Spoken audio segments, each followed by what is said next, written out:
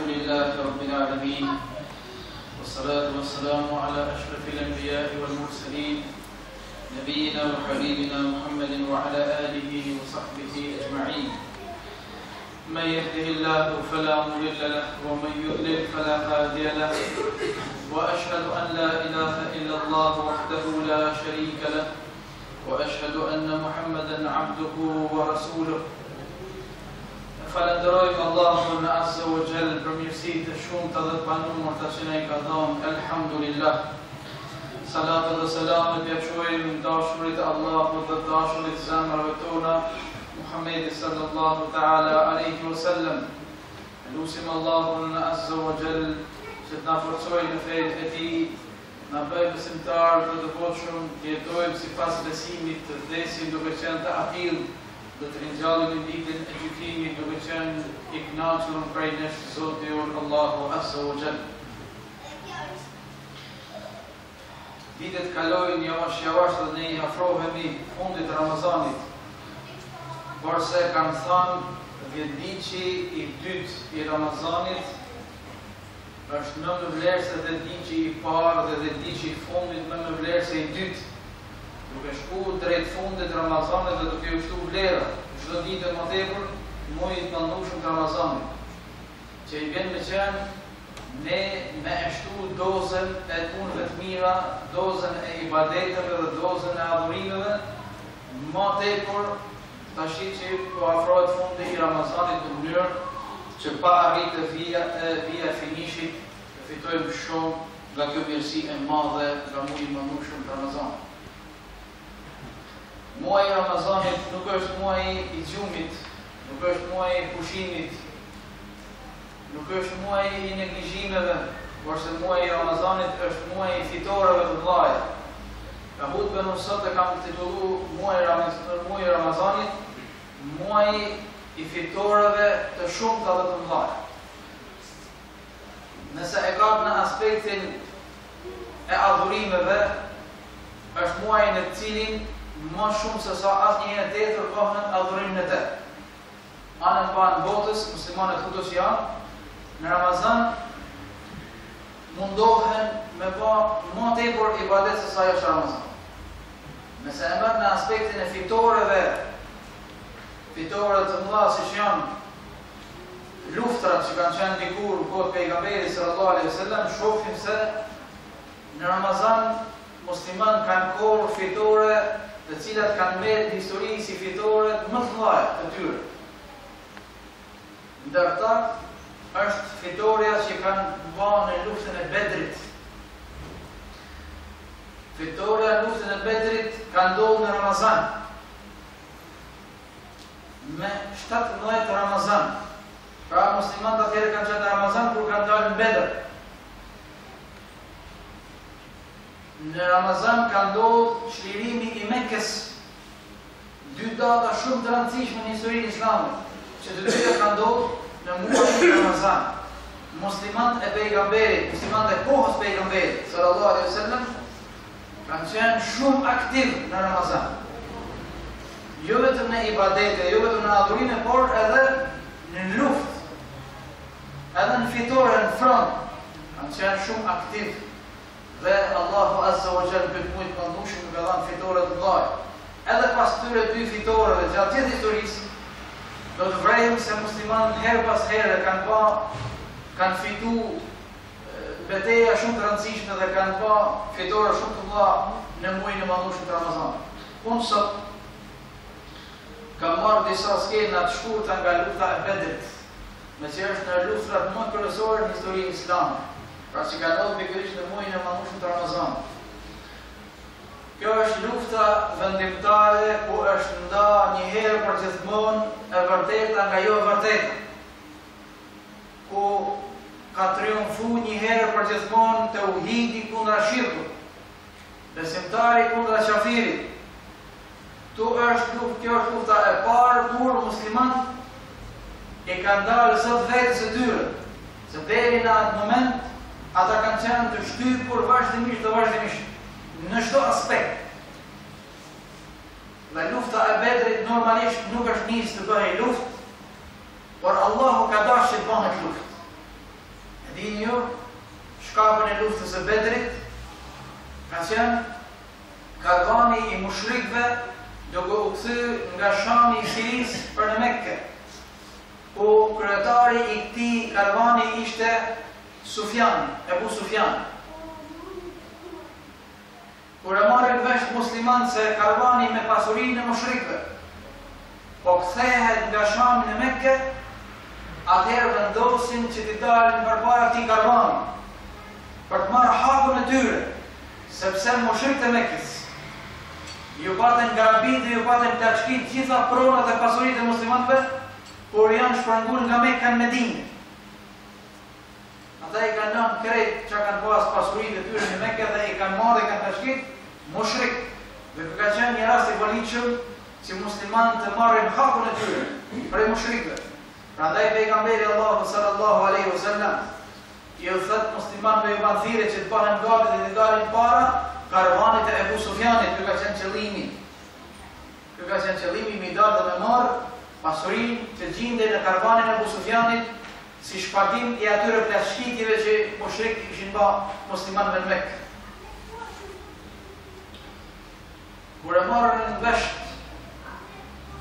Ebu Sufjani një gjatill në rënd drejtim, nuk i vjen nga Medina, në rënd drejtim, çon fjalë në Mekë dhe Mekkasit përgatiten me një ushtri shumë të madhe, qëllimi edhe atyre ishte me mbrojt karvanin e tyre, se ishte pasuria e gjithë aty, në atë karvan të madh. Dhe kështu janë nis dy ushtrit me këtë qëllim. Dhe Allahu Azza wa Jalla ka dashur që nga ky qëllim kalohet një qëllim tjetër dhe është bën luftë e madhe mes dy ushtrive, ushtrisë së muslimanëve me kryekomandantin e tyre Muhammedin sallallahu alaihi wasallam dhe ushtria e muslimanëve e kryekomandanti i tyre ishte Firauni i ummetit e Abu Jahlit. Subhanallah, shumë interesant. Njërën anë kemi komandant njeriu më të mirë në botë, dhe në anën tjetër kemi komandant njeriu më të poshtër dhe njeriu më të ulët, Firaunin e këtij ummeti. Por ajo që është e habishme në këtë luftë është mos përputhja e numrit të ushtrisë, të ushtrive. Ushtria e mushrikëve ishte më shumë se sa 3 herë, pra 3 herë më e madhe se sa ushtria e muslimanëve. Ushtria e muslimanëve përbahej prej 314 persona, ndërsa ushtria e mushrikëve përbahej nga 1000 dhe më tepër persona me një ushtri të armatosur shumë me kuaj dhe me deve të shumta. Subhanallah. Pra numri mes ushtrive nuk është i barabartë. Mushrikët janë 3 fish më tepër në numër. Por se Allahu Azza wa Jall e kishte premtu pejgamberit Muhammed sallallahu alaihi wasallam, e kishte premtu ndihmë dhe fitore. Prandaj edhe i dërguari i Allahut sallallahu alaihi wasallam i përgëzonte sahabët, i përgëzonte për këtë fitore dhe për ndihmën që t'i vinte nga Allahu Azza wa Jall.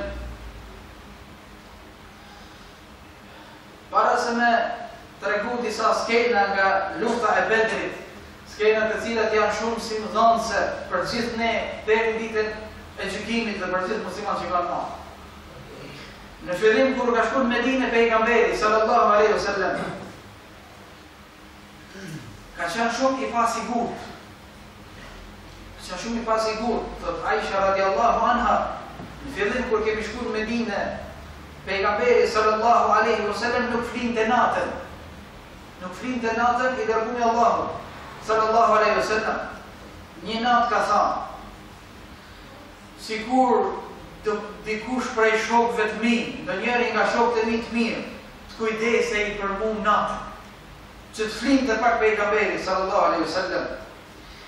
Gjithë sa po flisnin, thot Aisha radiallahu anha për këtë, dëgjohej një person me kalë, pra dëgjohen hapat e një kali që vi me shpejtësi tek shtëpia e pejgamberit sallallahu alaihi wasallam dhe kanë pyet kush është. Kanë thënë është Saad ibn Abi Waqqas radiallahu anhu, një prej të përgëzuarve të xhennet. I ka thënë sallallahu alaihi wasallam, çfarë solli këtu? Ka thënë ja Rasulullah, kam ndje frikë për ty, pata frikë për ty, prandaj edhe kam ardhur me të marrë roje sante. Vetë me dëshirën e Sa'd ibn Abi Waqqas, nuk gjen rahatin në shtëpinë e tij, ka frikë për jetën e pejgamberit sallallahu alaihi wasallam, i cili ndiqej nga mushrikët e Mekkës hap pas hapi.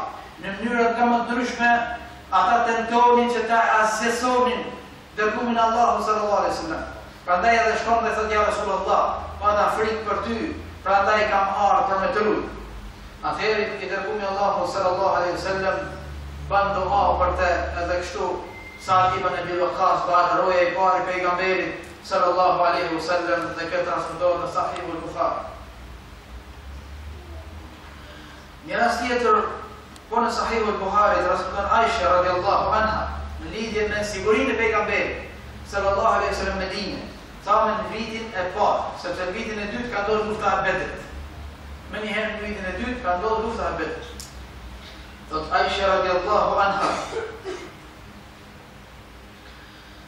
pejgamberin Allahu sallallahu alaihi wasallam e ruanin sahabët natën. Pra Sa'd ibn Abi Waqqas u bë pastaj e rrugës që sahabët vazhdimisht me radhë me erujt pejgamberin Allahu sallallahu alaihi wasallam. Thot e ruanin dërgumin e Allahut, por se Allahu shpalli ajetin 67 të surës Maide, ku i thot pejgamberit sallallahu alaihi wasallam, Wallahu ya'simuka minan nas. Wallahu ya'simuka minan nas.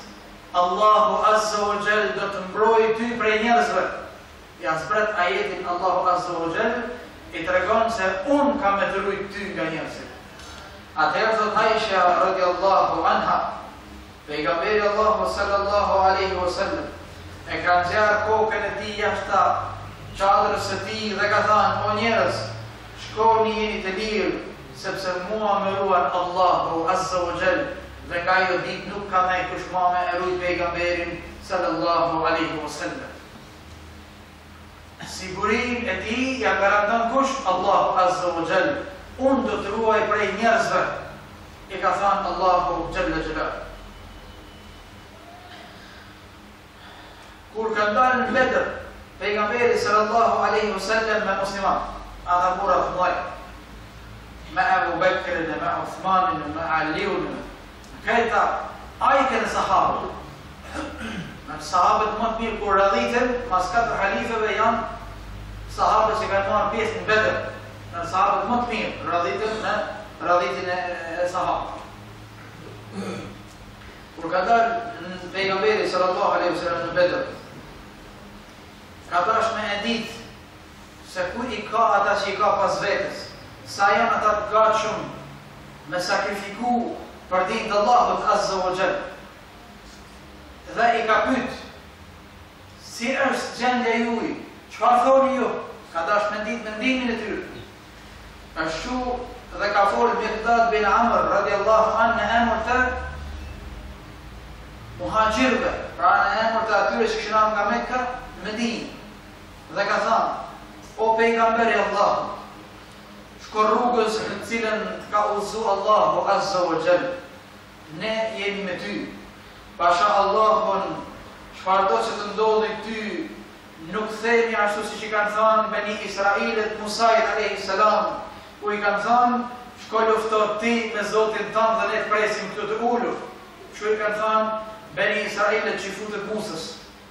I kanë thënë: shko dhe lufto ti me Zotin tënd dhe pa ulemi dhe pa të presim këtu. I thot ky sahabi: ne nuk themi kështu ty, nuk themi siç i kanë thënë Beni Israilit Musës alayhi salatu wassalam, por se ne themi ty: shko ti me Zotin tënd dhe ne do të vim bashkë me ty, edhe nëse ti ke me shku në pjesën më të skajshme të Yemenit, ne do të jemi bashkë me ty. E thot Miqdad ibn Amr radhiyallahu anhu. Ndërsa prej ansarëve ngritet zotëria i ansarëve Sa'd ibn Mu'adh radhiyallahu anhu, i cili edhe pse shumë i ri, por se kishte shumë konfidencë dhe shumë autoritet tek populli i tij.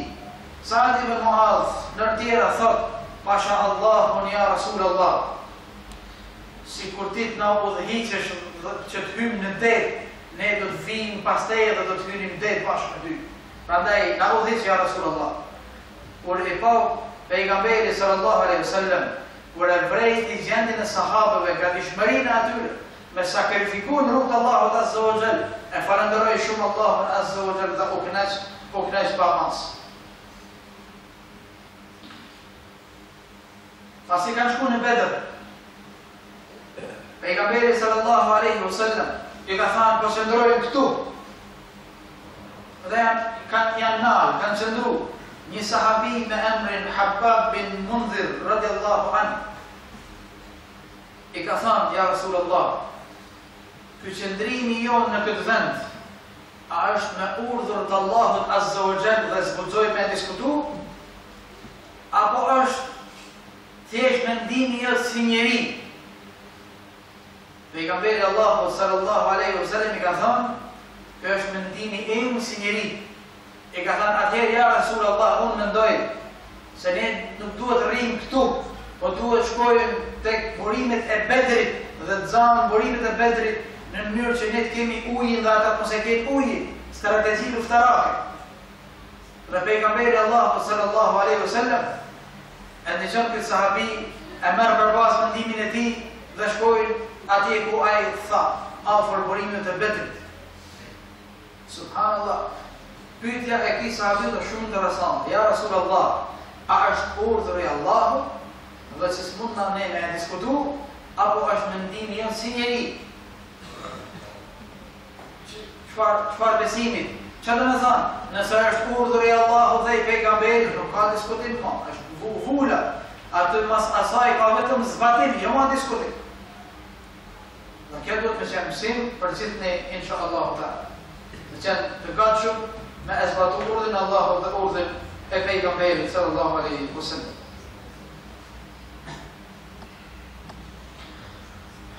Sahabët ishin shumë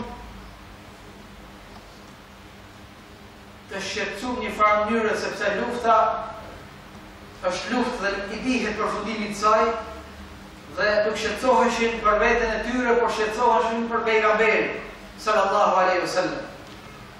Prandaj edhe Sa'd ibn Mu'adh, sahabia prej ansarëve që i ka thënë edhe se lënë det do të pasteje, i thot pejgamberit Allahut sallallahu alaihi wasallam, ja Rasulullah, ne ty po të ndërtojmë një tent, dhe jashtë atë tendës po vendosim ose po lidhim një deve gardi për me hip dhe me shalu. Kur të hymë në luft, nëse fitojmë, nëse arrihet ajo çka ne dëshirojmë, alhamdulillah. E nëse ne vritemi në luftë, e humbim luftën, atëherë ja Rasulullah, ti hipesh tek kjo deveja dhe të kthehesh në Medinë, tek ata njerëz të cilët të presin në padurim. Dhe i thot ja Rasulullah, Medinë, ka njerëz të cilët të dojnë aq sa dojmë edhe ne ty. Ata njerëzit Medinë se ki ditë ti se i keme dalë në luftë, se se që lënë pa arë tanë me ty në luftë, se kanë ditë sepse s'kanë dalë për luftë. Ja Rasulullah, ata kanë me kërku për i teje ullëzim dhe kanë me dalë në shumë luftra me ty, prandaj ja Rasulullah, nëse ndodhë një gjanë t'ilë, ne vritëm në luftë, ti kthehesh në Medinë. Shikoni sahabët, shqetësim vetëm për pejgamberin sallallahu alaihi wasallam dhe jo për veten e tij. Sepse ai ishte njëri më i rëndësishëm për ta, ai ishte njëri më i dashur edhe se vetet e tyre, se familjet e tyre dhe se pasuritë e tyre, dhe i atij duhet të qenë edhe për ne.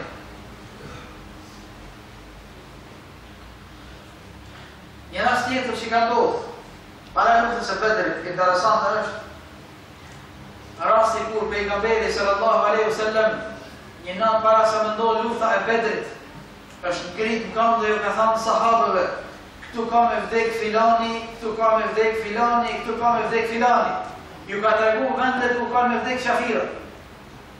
Dhe sahabët kanë qenë të nesërmen dëshmitar dhe e kanë vërtetuar atë çka ju ka thënë një natë para pejgamberi sallallahu alaihi wasallam, në atë vend ku ka thënë i dërguari Allahut, në atë vend ata janë vrarë.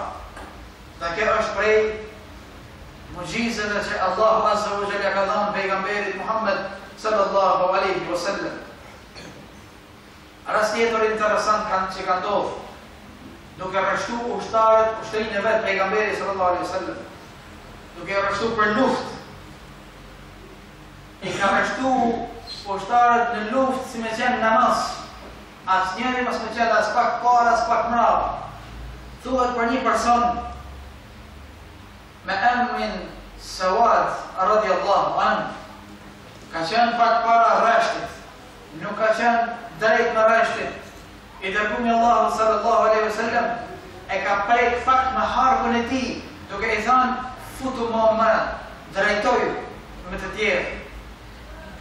Ai i ka thënë ja Rasulullah, më lëndove, ma preke me hark në barkun tim.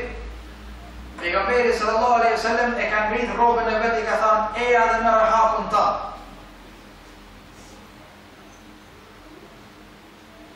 Dhe ky sahabi, Sawad radhiyallahu anhu, i cili nuk kishte qëllim me marrë hak ndaj pejgamberit sallallahu alaihi wasallam, po qëllimi i tij ishte ndryshe. Kur e ngren rrobën e vet të dërguari Allahu sallallahu alaihi wasallam, ai më një herë niset edhe e puth pejgamberin Allahut, i puth barkun pejgamberit sallallahu alaihi wasallam. I habitur i dërguari Allahut. Nga ky gjest i këtij sahabi i thot, po kjo punë, thot ja Rasulullah, ne jemi në luftë. E lufta nuk i dihet si përfundon, nuk i dihet a dalim gjallë nga kjo luftë, dhe desha që nëse vdes, gjaja e fundit që do të preki unë të jetë lëkura jote, ja Rasulullah. Shikoni çfarë dashurie këta burra thoi për pejgamberin sallallahu alaihi wasallam. Dëshira atyre e fundit ka qenë që nëse vdes nga kjo botë, gjaja e fundit që ka me prek unë të jetë lëkura jote, ja Rasulullah.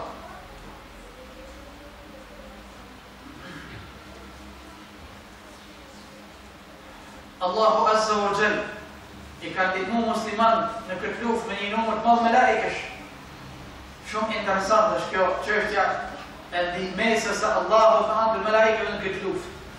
Unë do t'ju jap disa raste që kanë ndodhur, që e vërtetojnë se i kanë pa edhe ana muslimanëve, edhe ana e mushrikëve. Melaikët e Allahut Azza wa Jalla, thot Allahu Jalla Jalaluhu në surën Anfal ajetin 9. إذ تستغيثون ربكم فاستجاب لكم أني ممدكم بألف من الملائكة مردفين. Kujtojeni, thot Allahu Azza wa Jall, kujtojeni kur ju lutet Allahu Jalla Jalaluhu për ndihmë, dhe ai ju përgjigj lutjes suaj. Ju dërgoj 1000 melaike, të cilët vinin grup e grup. 1000 melaike ka dërgu Allahu Azza wa Jall, të cilët vinin grup e grup dhe luftoni në krahun e muslimanëve. E ka thënë gjumi një çast pejgamberin sallallahu alaihi wasallam. Thuhet që në fillimin e luftës, para se fillonte lufta e Bedrit, ka ndodhur diçka shumë interesante. Allahu ju ka thënë një kotje besimtarë. Një kotje, një gjumë të lehtë. Edhe bashkë me ta dhe pejgamberi sallallahu alaihi wasallam, dhe thonë që ka qenë një lloj dhënie energji besimtarëve për me hyrë në luftë. Pejgamberit Allahu sallallahu alaihi wasallam këtë rast kur e ka psu këtë kotje, e ka ngrit kokën dhe ka thënë gëzohu ja Abu Bakr. Ka thënë Abu Bakr që ka pas gra. Gëzohu sepse kam lajme të mira të gëzuar. Ka ardhur Gjibrili, i ka thënë. Ka ardhur Gjibrili me kalin e tij. Gjibrili në krye të ushtrisë me kalin e tij, me 1000 melaike, me ndihmë musliman në këtë luftë. Gëzohu ja Abu Bakr. Thot Ibn Abbas radhiyallahu anhu. Një musliman thot, hadithi ka muslimin, një musliman në Gutej shkonte pas një mushriku për me e vrarë. Atëherë, gjatë saj ndjekje që i bëjbonte në fushë betejë, ka dëgjuar thot fishkëllimin e kamxhikut mbi kokën e tij, si dhe zonin një kalor, si që thonte përpara, mbi kokën e tij. Atëherë ka pa, duke pas se qarsh mbi kokën e tij, kur e ka ullë sytë poshtë dhe ka pa përpara, e ka pa mushrikun të vrarë përpara këmbëve të tij. Dhe tërë këtësët e ka pa ky ensar dhe ka shku të pejgamberi sallallahu alaihi wasallam, ja ka tregu. I ka thani dërgumi Allahu sallallahu alaihi wasallam, po ke thënë të vërtetën, ai za ka qenë nga qielli i tretë që e ka urdhëruar melekun për me ecë përpara me mushrikun. Subhanallah. Ai duke e njeh mushrikun, kur mushriku vepër përpara këmbëve të tij pa e prej. Nga ana e melekëve të Allahut azza wa jall. Një rast tjetër, Abu Dawud al-Mazini tregon, thot e ndiqja një mushrik për ta mbytur në luftë, kur pa pritur se koka e tij fluturoi përpara meje. Unë isha duke e ndjek dhe koka e tij pritej unë pa pret. Dhe subhanallah. Dhe kjo ishte një rast tjetër, dhe thot unë e kuptova se kush e mbytet. Sepse i kishte emru pejgamberi Allahut për ndihmësen me anë të melaikëve që i ka nga ana Allahut azza wa jall. Dhe rasti tjetër, ka disa raste, po disa për këtyre janë këta, kjo është i fundit, kur e kanë kapur rob axhin e pejgamberit. Në këtë luftë Abbasin, Abbas bin Abdul Muttalib, ka qenë në radhën e mushrikëve, akoma pa u bë musliman. Po në këtë luftë ka pas në anën e mushrikëve njerëz, siç ka qenë Abbasi radiallahu anhu, i detyruar me marrë pjesë në luftë. Ka qenë kusht gjithë me marrë pjesë në këtë luftë, se gjithë përgjegjësi kanë pas nga pasuria e tyre në karavanin e Abu Sufjanit. Prandaj një prej kushteve të mushrikëve ka qenë që gjithë që kanë mall në karavanin e Abu Sufjanit duhet të marrë pjesë dhe me i dalë zot t'i karavan. Dhe një prej atyre që ka qenë i detyruar me luftu, pa dëshirën e tij ka qenë edhe axhi i pejgamberit Abbasi radiallahu anhu, i cili është zanë rob në këtë luftë. Kur është sjell Abbasi radiallahu anhu tek pejgamberi sallallahu alaihi wasallam, Abbasi ka thënë, pasha Zotin nuk ka thënë rob mu ky s'po mësjell. Dike tjetër ka pa Abbasi radiallahu. Ka thënë pasha Zotin, mu nuk ka thënë rob ky që po mësjell këtu. Por thot, mu më ka thënë rob një person më i bukur i gjithë njerëzve që kam pa deri më tani. Thot Abbasi radiallahu, ka thënë një person i cili s'kam pa njëri më të bukur sa deri më sot. Dhe i cili kaleron të një kalë bardhezi. Gjem tani, ashtë një herë se kam pa atë person, thot Abbasi radiallahu anhu. Ai ensari thoshte, ja Rasulullah, unë e kam zanë rob. Pejgamberi Allahu sallallahu alaihi wasallam i ka thënë, hesht, sepse ty të ka ndihmu Allahu me melaike për me e zanë rob Abbasin radiallahu anhu. Edhe Ikrime bin Abu Jahl, që ishte në krahun e mushrikëve prej luftarakëve të fuqishëm të mushrikëve, Allah i thot, kena pa, jena çudi, kena pa njerëz me tesha të bardha që fluturonin dhe na i pritnin duar dhe kokat e ushtarëve tanë se nuk shëmbesh se shka ishi. Dhe janë të mëru, Allahu ju ka fut frikë zemrat e tyre dhe ju ka fut vendospërinë zemrat e besimtarëve dhe në këtë formë Allahu azza wa jall ju ka dhënë fitore të muslimanëve, një fitore shumë të thellë. Dhe kjo fitore ka qenë hapi i parë i ngritjes muslimanëve dhe hapi i parë i përhapjes së thirrjes së Islamit anën banë botës.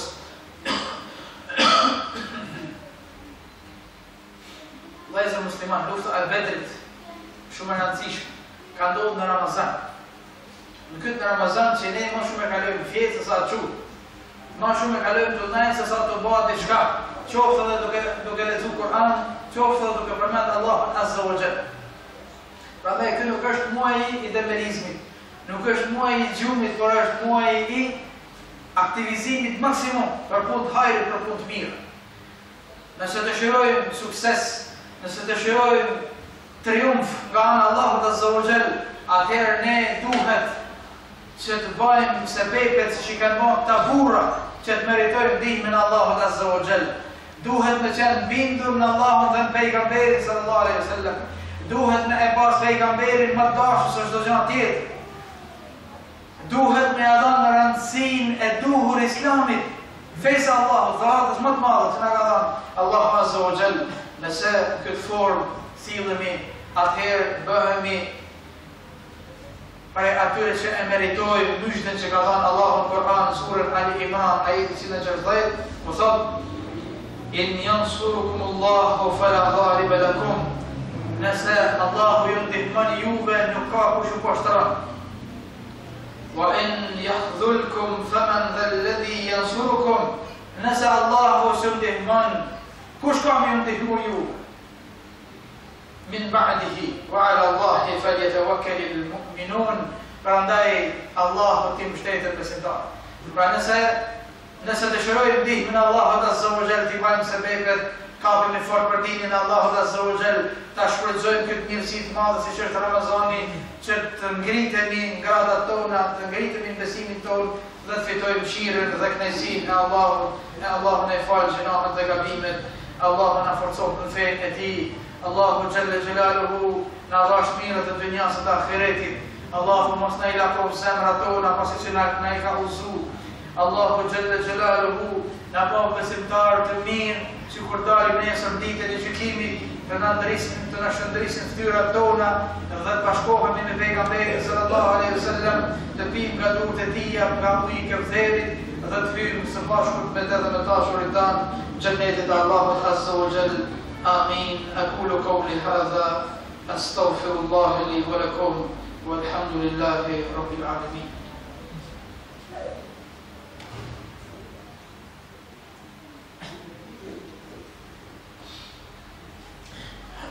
الحمد لله رب العالمين والعاقبة للمتقين ولا عدوان إلا على الظالمين.